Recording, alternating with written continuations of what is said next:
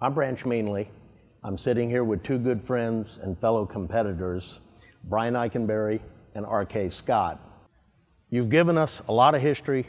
You've shown us a lot of interesting equipment. We're going to get and talk to two more of our friends, fellow competitors, a father-son team that the last name is Warner. Warner. But contrary to popular belief, it's not the descendant of Horace Warner. This is the Wapakoneta Warner. Your Wapakoneta Warners. If you want to win something today, you're going to have to go through the father-son team. Yeah, Mr. 100 and his son. That is correct. Don't shoot a 9. That's all I can tell you. Well, once again, thank you both. Quite all right. It's been a pleasure. Our And my pleasure to know and shoot with both of you. But these guys are good. They're good. I'm sitting here with two good friends from Wapakoneta, Ohio, Don and Kevin Warner. Kevin is Don's son, not the other way around. I think that's pretty obvious by now.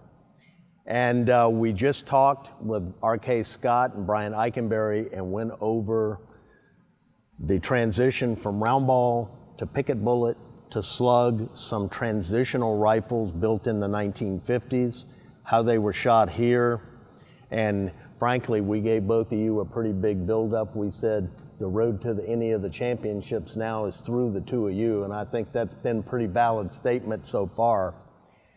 One interesting aspect here is you are the classic example of what makes friendship such a good place. Your entire family has been here.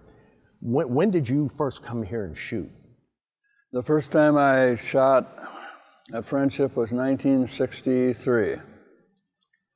I got introduced to muzzleloaders by some fellas I worked with, tried it, bought a cheap rifle, one that I could afford at the time, and shot it enough I knew I needed something different, so I found an old original that I had a local fellow in Wapakoneta recut, and that sort of set the tone for my being able to compete. It was heavy enough and large enough caliber that it worked well. Now, I know obviously you didn't start here.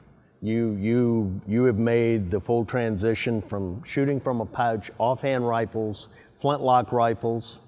You've shot round ball bench guns, you've shot cross sticks. An interesting fact, I believe you and your wife, Kadeen, when I first came here, 1978, it was without question, your name kept popping up, and I need to know this fellow. Your wife, Kadeen Warner's name kept popping up as one of the top lady shooters on the range. You heard her name and Sharon Smith's name everywhere. And I know an interesting fact that the two of you, there's a championship called the Husband-Wife Championship, which combines offhand, cross sticks, and bench rest, which would be a 50-yard or a 50 and 100-yard bench rest, or what? Okay, and that is it's a really sought-after prize. Lots of people have competed. You and your wife set the record in that event around 1980 or the early 1980s, and nobody since then has come close. No. It is still a record. That is quite something to be proud of. You've competed in all those arenas of shooting. You've been a champion at all those levels. I've looked back on these trophies as a pure testament to that. Kevin, I know you've shot offhand. You've shot Schutzen. You've won championships in all those events. You've won the Crossley Championship with a round ball gun, so you've made that full progression up. Your other two sons have both shot here and been successful. And then on top of that, your grandchildren have shot here. And I think you can probably look in the record book and see their names too. Oh yeah. And I'm fortunate my children's names are there too. So it truly is a family event. Kevin, you've stuck with it. You've made the transition to slug gun. And a very brief point, I know one of your first times on the slug gun range, and both of these guns were made by Webb Terry, and we'll talk about the work you've done on it after that.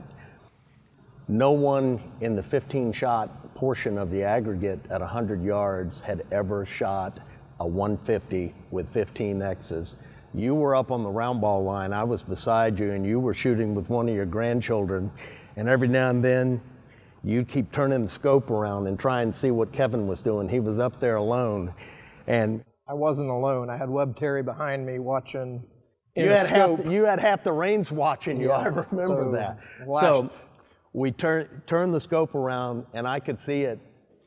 And he said, "How's he doing?" You asked me, "How's he doing?" I said, "He's pretty good."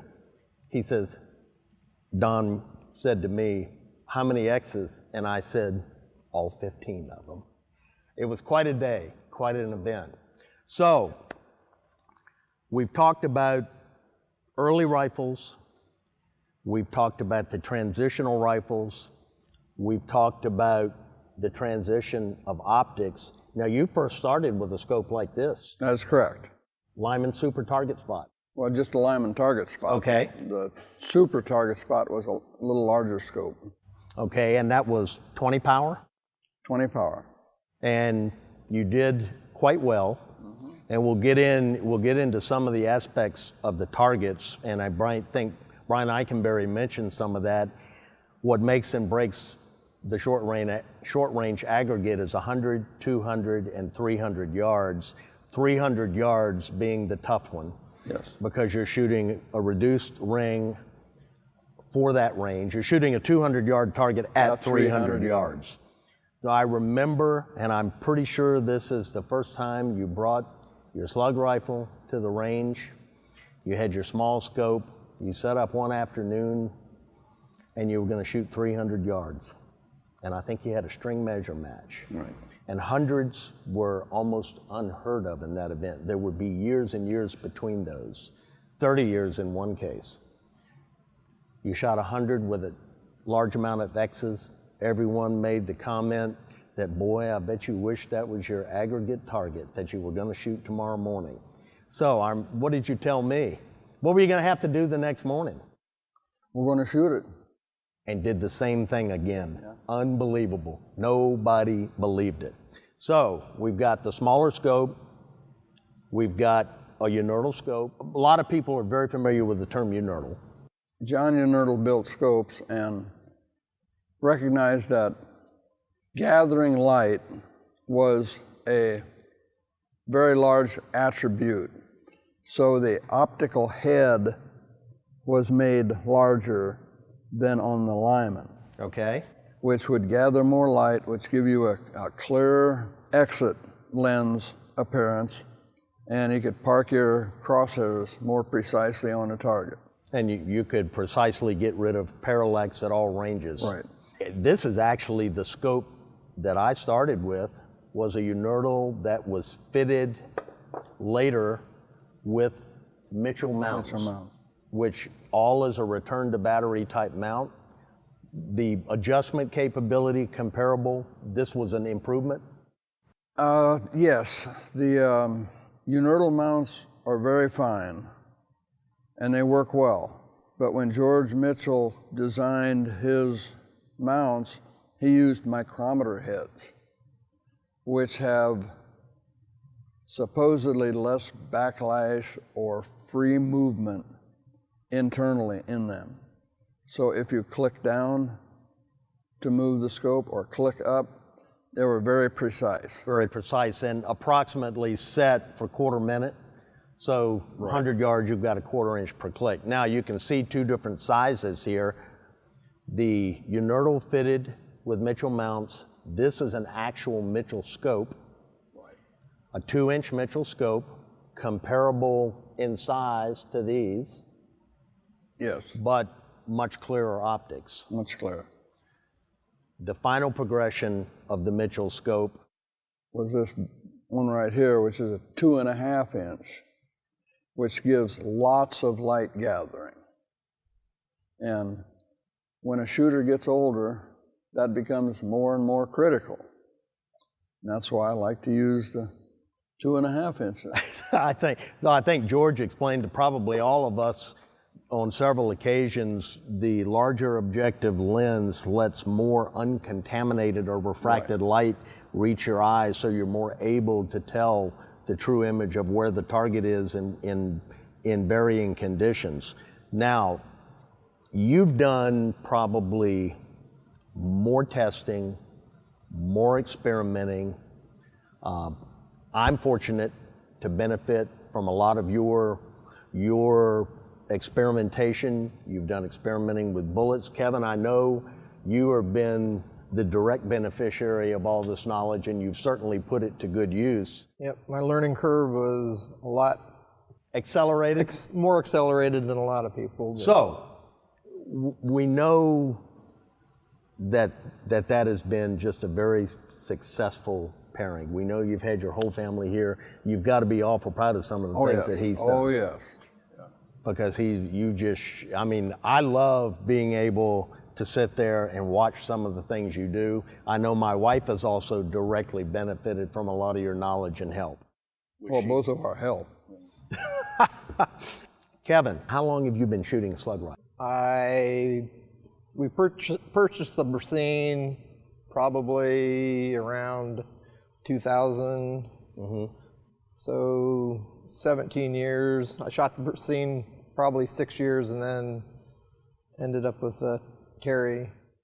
And these were two of the makers that we spoke about earlier, the most recognized makers of our current level of slug rifles.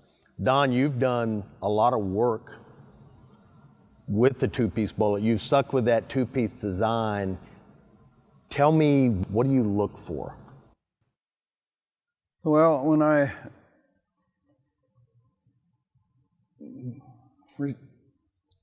got my rifle, well, the 50 caliber here is the latest one that I've got.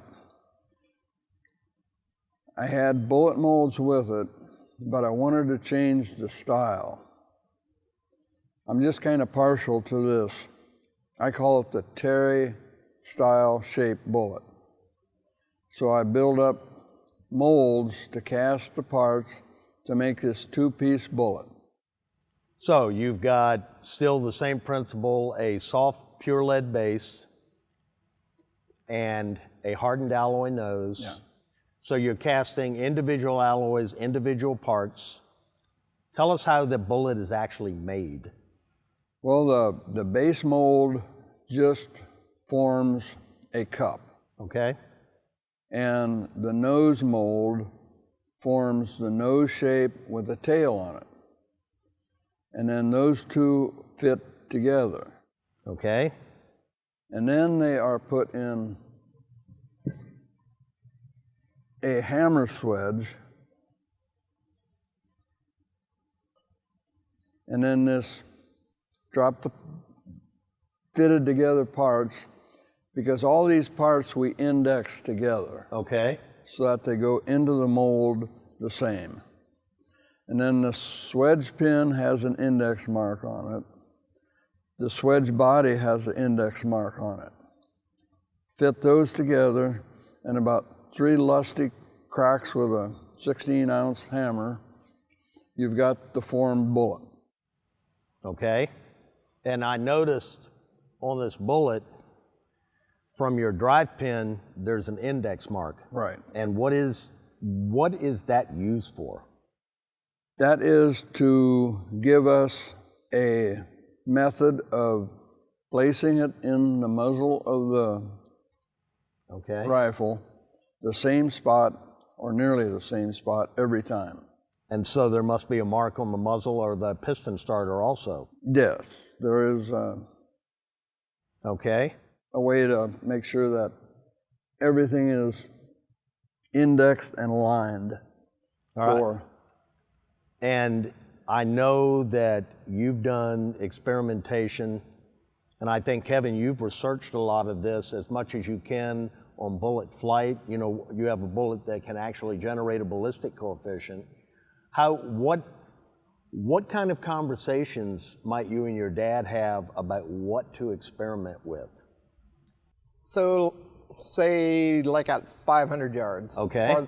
As far as we shoot here, you're trying to find a bullet that doesn't particularly yaw too much or come off of axisal rotation. Okay. So if it starts to yaw, then wind and wind drift will affect it more than what a smooth turning projectile will. Okay, so now the bullet's got a ballistic flight. It also yaws back and forth.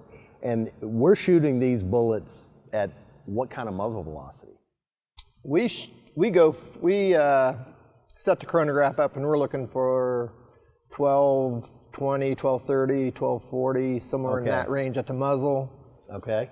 And then depending farther out you go, you're going to have to get a little bit more velocity from that, but usually 1250 or so at 100 yards is a good starting velocity.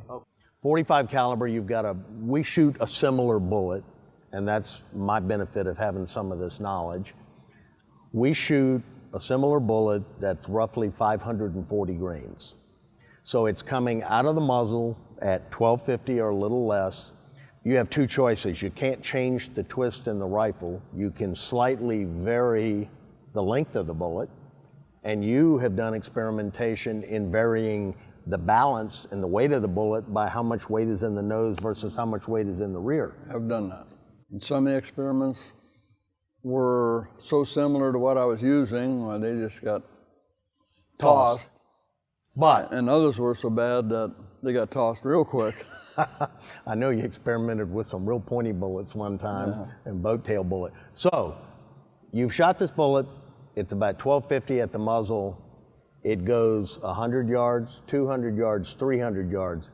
At 300 yards, is it still supersonic? Yeah, it's dropped to subsonic by then. I mean, it's possible. You can, I mean, according to ballistics table, you can get enough velocity out of a black powder projectile to keep it supersonic, but definitely, I think it's dropping transonic just right before the target probably. Okay, so. But definitely at 400 and 500 yards, it's been transitional and it's subsonic, and you've got to find a way to keep that bullet stable enough to be accurate at those ranges. So what are you looking for? Look for the way the bullet printed through the target backer board combination. And a bullet that prints point on, we will get a paper cutout because this is a sharp nose. Okay. And when a bullet goes through, larger portion of the bullet will shove the paper aside as it goes through. But that can leave concentric rings between the nose and the base. Between the nose punch out and the rest of it. All right, so you're seeing a hole in the paper and cardboard where the nose cut through and the base pushed that aside, and you're looking for concentricity, so you're looking to see if the bullet's tipped or not. Correct. Going through. Now, what is your remedy at longer ranges when you see signs of tipping? Typically, do you adjust powder? Do you adjust bullet? What do you do? I have been mainly just adjusting the powder to adjust the velocity. Okay. To try and keep the rotation correct, to have the projectile stable. All right. Now, we sort these bullets to half grain or less increments, and you're talking about a 540 grain bullet sorted to a half grain or less, which is a minor percentage of the total bullet weight. When we look at powder, now I know we have done a lot of experimentation, and I've benefited in that, and we've looked at different powders. The chronograph tests that you have done, you're actually getting velocities, extreme spread in 5 shots. When you get a good lot of powder, you're getting that extreme spread down to what? 5 to 8 feet per second. Which, from the low reading to the high reading. Which rivals modern ammunition. or better. is superior. Superior. And you're able to correlate that with changes in impact on the target. And I think the scores today have gone steadily upwards, where you're at the point now where if you're going to win an individual match, you're going to have an extremely high X count. And most of the records in 100 yards, 200 yards, through 200 yards are hundreds with 10 X's. And there's been numerous fired. So the powder, you've done a lot of testing with multiple types of powder. You've gone back to some of the very old powders. Yeah. How do the powders manufactured today compare with those? I was fortunate in having some Laughlin and Rand orange grade sporting powder, 1F, show up at my doorstep one day. So, of course, being the tinkerer, I had to try it. And it is as good a powder as what we can get today. And I tried it in the 50 caliber here, and it shot the same as what 1F Hogden Old Eynsford did. Same impact. And I thought, wow. And that powder's how old? It was, I would guess, probably somewhere between 70 and 90 years old. Wow. Kevin, you may have been the one that actually first went to the Old Eynsford powder, which is the newer black powder, the premium black powder made by Hodgdon. I think we tried some 2F powder, which was a little finer in granulation than we thought, that was just really too hot to control. And I think you're the one that actually went and purchased some 1.5F to try. Yeah, probably, 5 years ago, we went out, I bought, I don't know, a case of 1.5F just to see how it would perform. I mean, if it would be comparable to some of the other black powders, the GoX regular black powder, or Swiss, or Schutzen, or the other black powders that are on the market right now. But shot-to-shot variability and extreme spreads on the chronograph showed that it was a good powder, probably as good as, like Dad said, the real old, good black sporting powders. They've recently come out with a 1F Old Eynsford that we've used in the 50 now successfully. I've shot some good scores with that one. So, a year or so ago, you came across a Webb Terry 50 caliber slug rifle. It belonged to another fellow competitor of ours and friend who had passed away. This rifle became available with one of the large Mitchell scopes on it, which you bought, and I noticed the bullet. What was the bullet you're using now? What came with the rifle with the tooling? No, the bullet I'm using now, I made a cutter to cut the bullet molds, and then I also cut the cavity in the swedge with that cutter. And it come out, for me, awful close. I do have to size the back end of the bullet down to fit the bore better. Okay. But the sizing almost comes within a 1/16 inch or so of the parting line between the hard nose and the soft base. And that seems to keep everything lined up real good when I load it. And this looks, I mean, this is a approximately a proportional increase in size to the bullet that we're all shooting in our 45s. This is a scaled up version. Any idea where that basic bullet shape came from?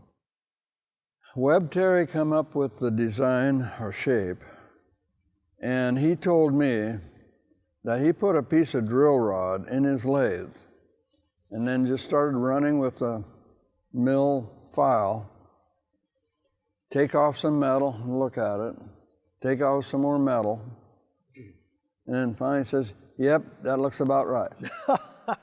So that's how precise that was.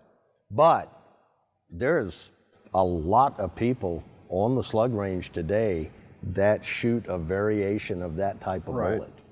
And I know you've made swedges to make the nose a little fatter at certain points, the base and the parting line a little bit different. I know you and I, as a matter of fact, you made a swedge for me, which I take my cast components, so I'm swedging a bullet similar. We've compared, luckily been able to compare bullet components, the total composite bullet. For me, that's been a huge help, and I know you've helped many other people on the slug line, people that needed to get a start or didn't know which way to go. I know you've given them components, you've given them ideas. That's what this sport really is about. It's continued to grow as far as performance, to the point that now, I think, like Brian said earlier, in a 350-point championship, if you drop a point, you can somewhat expect that between 100, 200, and 300 yards. If you drop 2 points now, you're worried. Well, one of the things that I feel is that when you get in any endeavor, it's more fun if you can do well. Exactly. So if I can help somebody not feel intimidated by the scores that are being produced, that, hey, maybe I can attain those, I'm going to try it. That's my philosophy. Yeah, and I know a lot of people that have benefited from that. Kevin, I know that you're a direct beneficiary of that, and it's really shown. I mean, the things that you've done to the relatively short period of time have been incredible. So he's the one that helped you, along with other people that you've talked to. Who is the person, Don, that you feel helped you the most with a slug gun? Webb Terry. I knew Webb when we were shooting round ball on the bench line, and I knew he was quite the mechanic and craftsman. So when I decided to get into slug rifle, I contacted him to build me a barrel. And he built the action and roughed out a buttstock. And then, I made mistakes. I cast up some bullets one time that I had the bases too hard and they wouldn't upset into the bore, and it just sprayed shots all over. So I got on the telephone, I called Webb, and I says, Webb, I broke it. So he drove over from Gas City, Indiana, and we went out in my shop, and he tried to start a bullet and lifted his heels right up off the ground. He says, turned around, grinned, and he says, you got hard bases. Didn't work at all.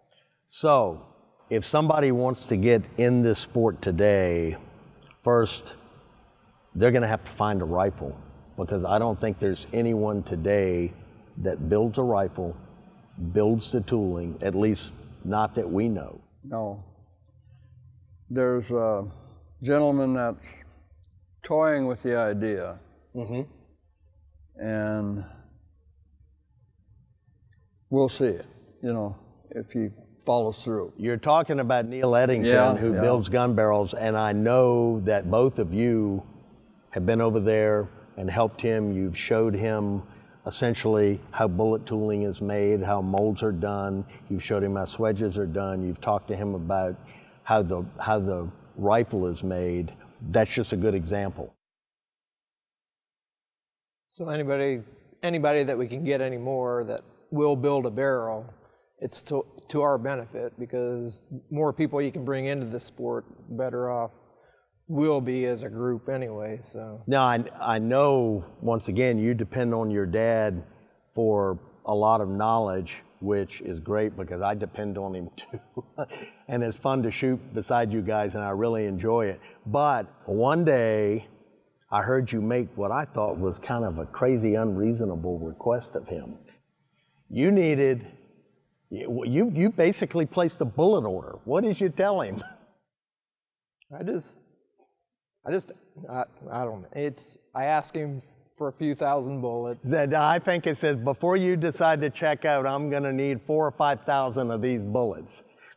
And you just kind of looked at him and shrugged your shoulders and said, probably not going to make it. So have you taught him how to make bullets since then? He's done it. He's done it. I know he has. I'm really playing with both of you here now. It was comical.